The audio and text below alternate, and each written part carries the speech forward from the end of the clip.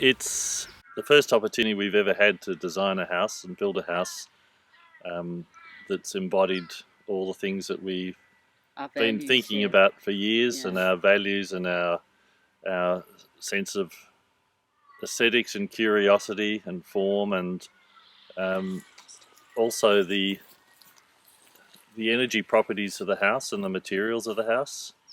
So there's no toxic materials in any of the house. It's all using low carbon materials. In fact, it sequesters carbon, being the hemp, rather than most of the other building materials. The hemp itself sequesters a huge amount of carbon. I've done a calculation on how much carbon is actually embodied in those walls. The walls are 30 centimetres or just over a foot thick in some places. Other places are a little bit thinner, and other places are 0.4 of a metre thick. Being able to use some of the natural resources from the farm here, like the poles on the verandas, it's sort of like a nice idea, being a little bit creative, and there's a bit of the farm. It's not all brought in, off from some other location. So that gives it a bit of personality too. There's always an interesting tension between architects and builders, which I think is common for most people who engage an architect, because you get the creativity and interesting design and personality and so on through the architectural process, the design process. And a good architect, and I think our architect did this quite well, and that's spend a lot of time with us up front saying, why do we want to live in the house? How does it fit in with the location? What are our values? What are our principles? How do we want the house to feel as we move from one room to the next? As we in the winter, in the summertime, how do we harness the sun and so on? So you'll see there's a veranda on the east side, there's a veranda on the west side, and the idea was that we actually get access to the sunlight and the warmth, not just seasonally, but also across the spread of the day.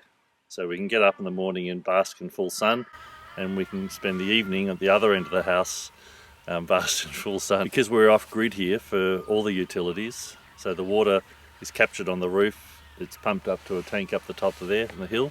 The energy that we capture is off the PV panels on the shed roof, about 10 kilowatt hours there. So there's a 10 kilowatt hour battery, and there's about 10 kilowatts of panels. It's pretty evenly matched, and that should meet all our needs. We have very little demand on power in the house because the Hempcrete will moderate the temperature, so it'll never get too cold, never get too hot. It'll just hover around 17 to 22 degrees or thereabouts. The R ratings of the Hempcrete wall increases linearly, depending on the thickness of the wall.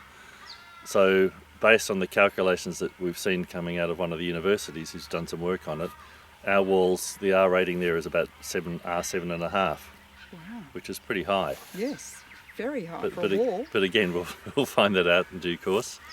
And because we've got the solar hot water and the slow combustion stove using timber off the property, we've got that endless source of renewable energy effectively. It'll be insulated pretty thoroughly with rock wool or earth wool bats. So, to the highest level that we can get there. And it's already got other air cell lining in there already. And there's blanket lining in there as well. The scale and size of the windows and the concrete slab will pick up a lot of that summer or winter sun warmth. And you can see there'll be an awning above the windows over here. They want to follow nature's shapes and patterns. They don't like straight lines. And there's really only one straight line in this house here, effectively, and that's from the slab upwards, which is following the gravitational line, perpendicular to the floor. The rest of the house is pretty much, there's not many other straight lines, which does the builder's heads in somewhat, and it made it a bit challenging for doing the hempcreting, because you're trying to work with these fiddly walls and cut the formwork out, and everything has to be bespoke. You have to make it for each situation, each part of it. The other inspiration around the house was to fit in with the landscape on one hand, but also to reflect a bit of the colonial history. So you can see that sort of lean-to arrangement between the back of the house and then this the long ceiling here, like the typical sort of farm cottage idea.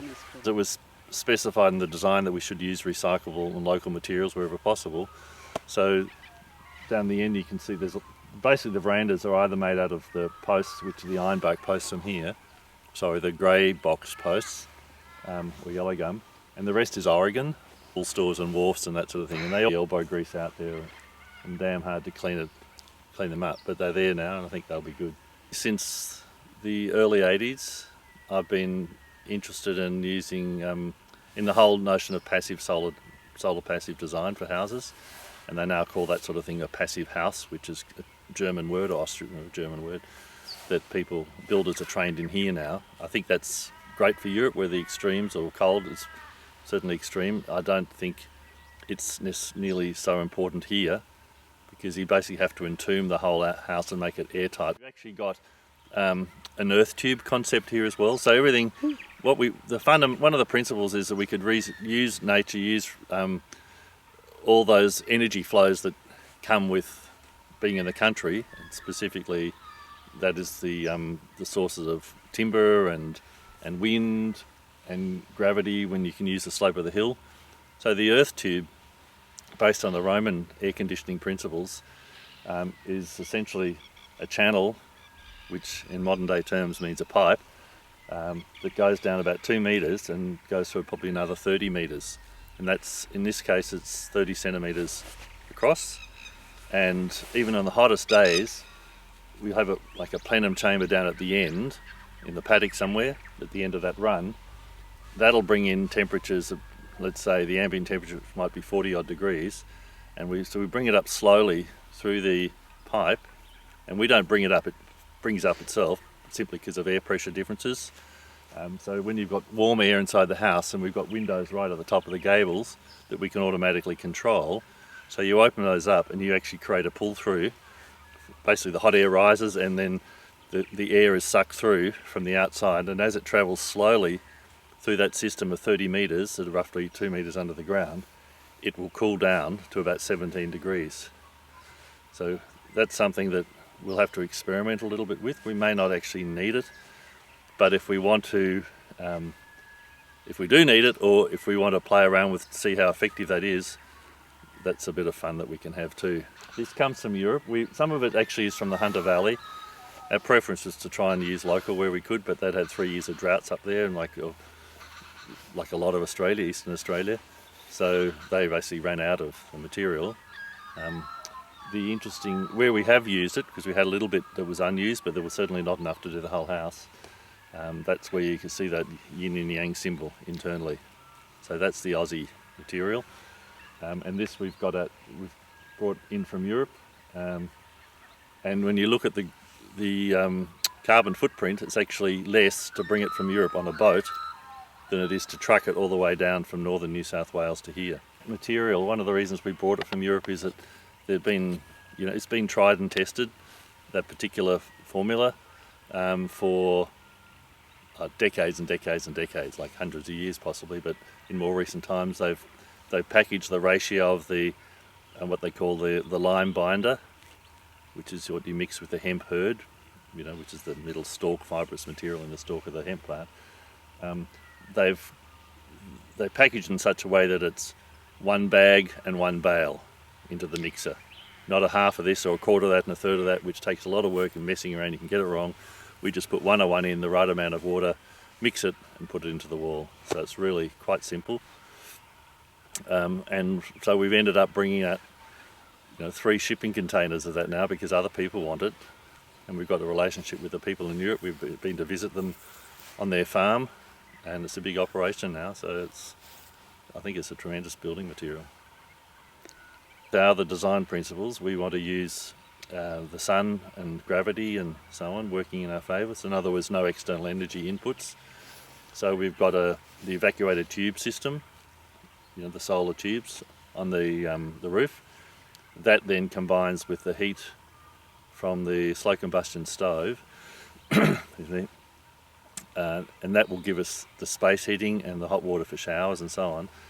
But the grey water and black water and any potential compost that's in a liquid form goes into the worm waste system, which is 50 metres away, and that the tank that's buried 2 metres into the ground, and that creates worm juice, or the worms create the worm juice, which we can then pump out and put onto our trees. We can reticulate that.